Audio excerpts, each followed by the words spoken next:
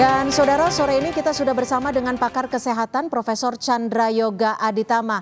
Prof. Chandra, selamat sore. Terima kasih sudah bergabung bersama kami. Mengingat situasi yang ada saat ini, ada ratusan siswa yang mengalami keracunan akibat MBG. Catatan Anda seperti apa? Anda menyebut ada 3 titik kritis dalam rantai pasok program MBG. Apa saja ini, Prof? Sebenarnya ada 5 yang saya mau sampaikan dalam waktu singkat ini ya. Nomor 1, mau makan bergizi gratis atau makan apapun juga, yang paling penting harus aman. Tentu makanan itu harus bergizi, barangkali mesti enak. Tapi poin pertama aman. Jadi kalau tidak aman itu jangan diteruskan. Seberapa besar pun gizinya, kalau tidak aman jangan diteruskan. Jadi aman itu yang penting, dan aman inilah yang berhubungan dengan keracunan makanan saat ini. Itu poin pertama. Poin kedua, tadi kan banyak dibicarakan tentang SPPG begini, begitu ya dengan segala masalahnya. Itu memang ada. Tapi saya ingatkan bahwa ada yang namanya rantai keselamatan pangan, food security. Itu bermula dari tanaman atau bahan mentah sampai ke makanan itu jadi.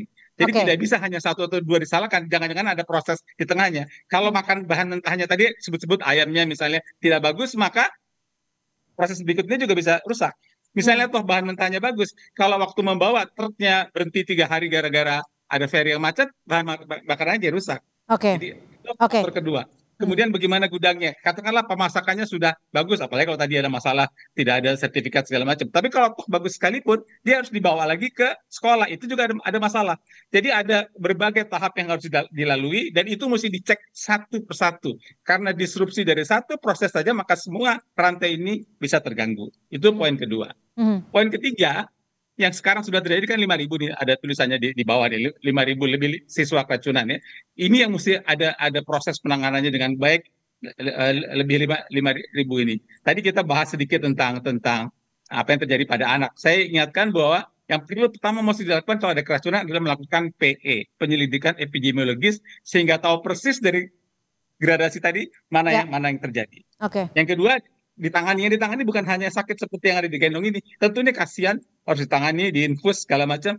Tapi ingat, ada faktor ketakutan juga ya, mental, stres, orang tua, anak, itu juga harus ditangani. Itu poin kedua. Dan yang ketiga, menurut saya harus ada transparansi, harus dijelaskan ke publik. Yang di Cipangor begini, yang di Ketapang ini, yang ini, masing-masing ada penjelasannya sehingga kita tahu persis apa yang terjadi di tempat itu. Prof, jika pola keracunan ini terjadi di beberapa daerah, sejatinya apakah ini indikasi dari suatu kelalaiankah, indikasi dari suatu kegagalan yang sistemikkah, atau indikasi dari desain dari program MBG itu sendiri? Kalau saya inginnya sih semua dinilai secara pasti. Jadi bisa kegagalan program, bisa desain, bisa satu persatu, tapi karena sudah ada 5.000, kenapa kita tidak keluar dengan data yang lengkap sekarang? 5.000 terjadinya karena ini dengan analisa yang ilmiah. Karena itu kita tahu itulah yang bisa diperbaiki, inilah yang bisa diperbaiki. Karena kalau pendapat satu persatu bisa iya, bisa tidak, tapi dengan 5.000 kasus yang sudah ada ini, 5.000 anak maksud saya, kita sebenarnya sudah bisa mendapatkan gambaran yang kurang lebih menyeluruh apa saja yang terjadi. Karena itu sebenarnya saya ada usulan satu, tadi mau saya usulkan ke Ibu, itu ada usulan 2 sebenarnya. Silakan, tapi karena Prof. tidak bisa. Yang pertama tadi kan dibicarakan tentang misalnya sertifikat layak sanitasi dan ada panduan BGN gitu kan. Kalau buat kita yang orang dari luar kan, ini kan BGN pemerintah juga, dinas kesehatan pemerintah juga ya. Kenapa mesti seakan-akan satu dengan lainnya nggak yang satu gitu? Kenapa nggak? Ini kan kenapa kerja lintas sektoral itu beneran terjadi? Artinya harus ada lembaga independen ya?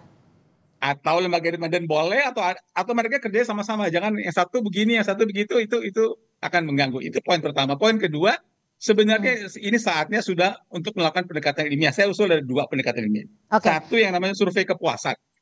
Jadi kita tanya sekarang anak, orang tua, guru, penyedia, bagaimana survei. Ini kan sudah lebih 6 bulan. Itu satu. Yang kedua adalah studi kohort. Pendek aja, studi kohort. Mulai sekarang ikuti anak-anak itu 2 tahun, 3 tahun, 5 tahun, sehingga kita tahu dampak ini secara jelas. Prof, singkat saja langkah cepat yang harus dilakukan karena sudah ada catatan 5.000 lebih korban mengalami keracunan akibat MBG. Singkat saja. Langkah cepat dalam waktu singkat, beberapa minggu harusnya sudah ada data ya secara ilmiah yang menjelaskan kepada kita semua, inilah loophole-nya, inilah salahnya. Karena salahnya sudah ditemukan A, B, N, maka yang ditanggulangi misalnya A, B, dan N. Itu yang mesti keluar datanya, dan itulah yang kita kerjakan sesuai dengan temuan yang harusnya dilakukan secara cepat saat ini. Oke, baik. Terima kasih Prof. Chandra Yoga Aditama, pakar kesehatan masyarakat, sudah berbagi perspektif di Kompas Petang. Selamat sore Prof, terima kasih. Selamat sore.